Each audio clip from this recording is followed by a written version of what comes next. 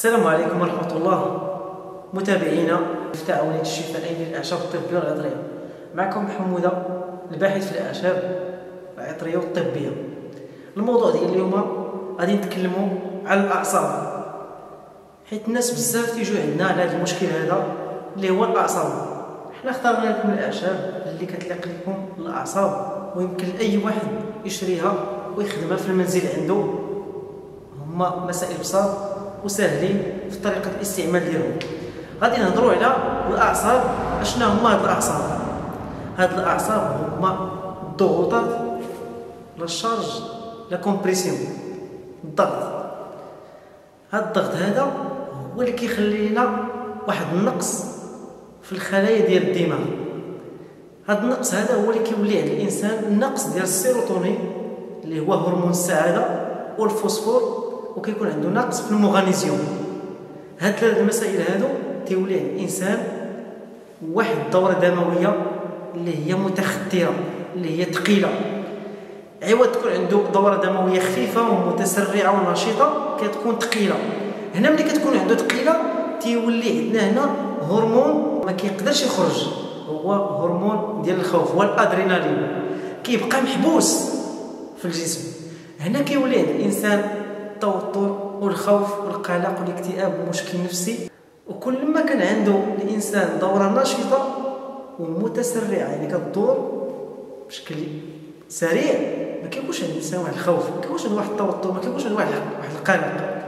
لذلك حنا وجدنا لكم الاعشاب اللي يمكن لكم تخدموها في المنزل عندكم. اول حاجه كنبداو بها هي اللويزه، والثاني حاجه هو البنفسج، والثالث حاجه هو السنبل البري والبابونج وعشبه القديسين اللي كتسمى يوحنا، ولا عندها اسم اخر اللي هي فريقون، والعشبه الاخرى هي مردوج. اللي لقيتو في هذه الاعشاب استخدموه، اللي لقيتو في هذه الاعشاب استخدموه. حنا هاد الاعشاب هادو كلهم تيليقوا لينا المهدئات، مهدئات الاعصاب. اول حاجه هنا مردوج. هاد المردوج هذا فيه الفيتامين A والفيتامين K، هو اللي كينشط لنا الخلايا ديال الدماغ، هو اللي كيحبس دوك النقلات العصبيه. هاد النقلات العصبيه هما اللي كيطلقوا اللي كيمشيو للدماغ. هذا ما تيخليهمش يوصلوا، تيحبسهم. بحالو بحال هاد عشبه القديسين يوحنا اللي كتجينا من الهند ومن اسيا. هاد العشبه هذه حتى هي مزيانه الاكتئاب الحاد. وهذا البابونج هو مهدئ للاعصاب، تعطوه للاطفال الرضع الصغار.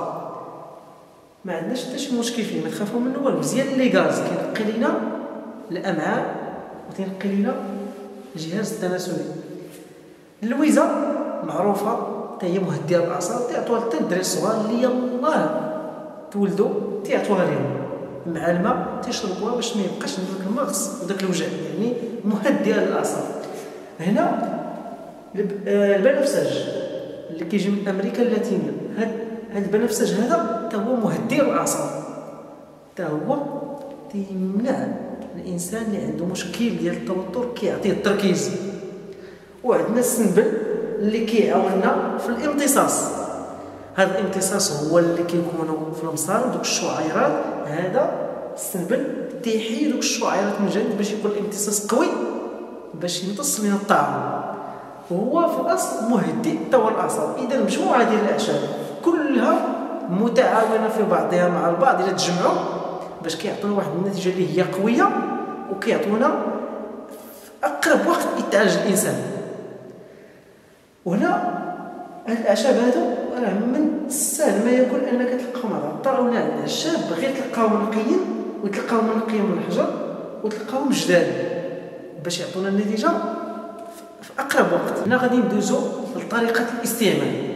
طريقه الاستعمال هو الانسان ياخذ القليل، بمعنى 3 اصابع من كل نوع من هاد الاعشاب، وغادي ينقيهم وغادي يطحنهم في الآلة، وغادي يعود ياخذ واحد المعلقه، راس معلقه، وتكون ممسوحه، بمعنى ما تكونش عامره، ملعقه صغيره، وديرها في كاس ماء يكون عادي، ما يكون غالي، ما يكون في درجه الغليان، ما والو، ما يكون لا حار لا والو، ويتشرب كاس في الصباح وكاس في الليل. كاس في الصباح باش يكون الانسان هادئ طيله النهار، ويشربوا في الليل باش يعطيه واحد راحه نفسيه وما يكونش عنده يعني الارق، باش يجيه نوم يعني سريع.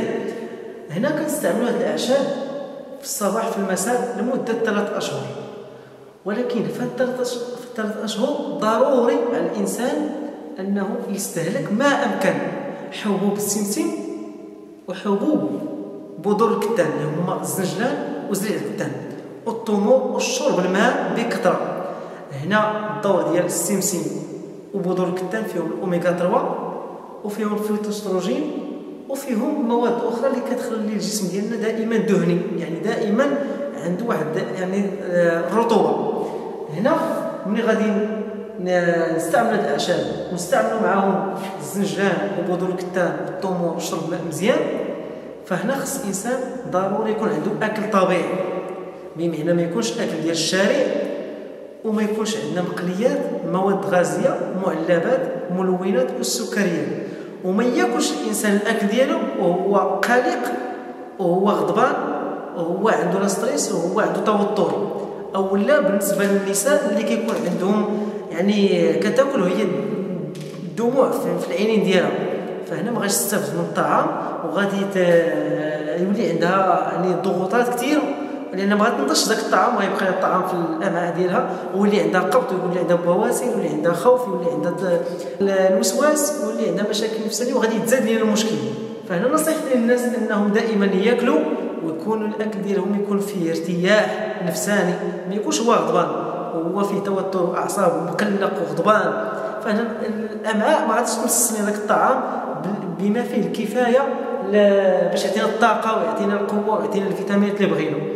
فهنا نصيحتي للناس انهم اللي عندهم مشكل ديال الاعصاب خصهم يعرفوا بلي هاد الدنيا هذه كلها راه غير امتحان وانها معبر باش نوصلوا للاخره، فما يمكنش الدنيا كلها غادي تكون يعني جنه، لان الدنيا كلها فيها متاعب وفيها قلق وفيها توتر، فيها اعصاب، فيها مشاكل، فيها فجور، فيها يعني الكذب، فيها اي حاجه من الفسق، من جميع المسائل اللي هي خايبه. فما يمكنش نحن غادي نعيشوا هانيين، ما يمكنش الانسان يعيش هاني الا مشى للجنه. اما ما حدك انت في الدنيا ضروري عندك مشاكل، ضروري عندك ديون، ضروري عندك قلق، ضروري عندك مشاكل. فما يمكنش شي واحد يكون عنده ارتياح ولا يكون عنده المال، يكون عنده اي حاجه، ضروري يكون نقص. فاعطاك الله المال ضروري يكون عندك نقص في الصحه، عطاك الصحه يكون عندك المال ما كاينش، عطاك المال وعطاك الصحه ما يكونش عندك اولاد، عطاك الاولاد وعطاك الصحه وعطاك المال ما يعطيكش الله السكن. هكا دايره الدنيا. يعني لاش الانسان غادي يحمل هاد الطاقه ديالو كلها وبدا يفكر فيها وبدا يتعصب، واحد النهار غيخرج منها، حيت غيخرج منها بالطبع بطبيعه الحال كما خرجوا منها الناس اللي سبقونا. المهم هذا الموضوع ديال الاعصاب ان شاء الله في حلقات اخرى غادي نعطيكم واحد القصه ديال يعني داخل في هذا المشكل ديال الاعصاب. انتظروا ان شاء الله عما قريب. كنشكركم على المتابعه ديالكم، والسلام عليكم ورحمه الله وبركاته.